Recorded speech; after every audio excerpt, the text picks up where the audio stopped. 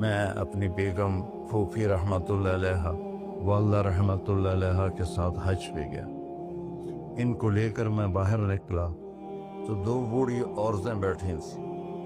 میں کہ اماں جی کیوں بیٹھی ہو؟ کہ پوتا راہ بھول گئی ہیں۔ اب میرا بھی وہ دوسرا حج تھا، مجھے بھی مدینہ کا حدود اربا پتہ نہیں تھا۔ میں کہ کوئی ہے تھوڑے کول کارڈ؟ انہوں نے کہا اے کارڈ ہے۔ میں کہ چا آ جاؤ، اور دونوں چل پڑی۔ مجھے ایک عرب ساتھی نے پورا گھر دے دیا ہوا تھا۔ جو دروازے پر پہنچے تھے ایک اور کھانے لگی، نہیں بھائی نہیں جانتی۔ وہ کرنے کے دیکھے نا شور شریف لگتا ہے کوئی ایڈی وڈی گل، آ جا آ جا۔ وہ دونوں کو لے کے میں نے اپنی بیگم سے کہا کہ ان کو کھانا کھلاؤ، اور وہ کارڈ لے کر میں اپنے ایک دوست کے پاس گیا، وہ جو جس کا گھر تھا۔ میں نے کہا اٹھو دکان سے اور یہ پتہ تلاش کرواؤ۔ تو ہم دونوں گاڑی میں بیٹھے اور گھومتے گھومتے گھومتے کوئی آدھے گھنٹے کے بعد ہم نے وہ بلڈنگ تلاش کر لی۔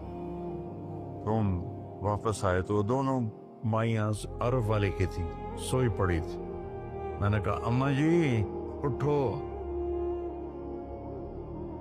تھوڑا گھر ویکھ آیا، تم لے جانا۔ تو ان میں سے ایک دم اے بیٹا تینوں رب اپنے سونے دیا زیارتاں کرائی رکھے۔ میں نے بیگم سے کہا بیگم یہ دعا قبول ہو گئی۔ 90 سے لے کر آج تک بلا ناغہ میرے رب نے مجھے اپنے گھر بلایا۔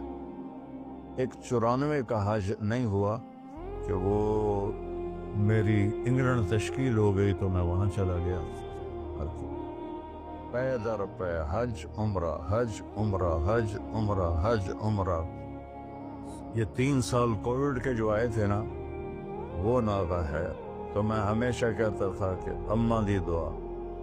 اب ایک مزیدار قصہ سنا کے پھر نماز پڑھنی میں طواف کر رہا تھا تو میری نظر پڑی جواد وسیم پر۔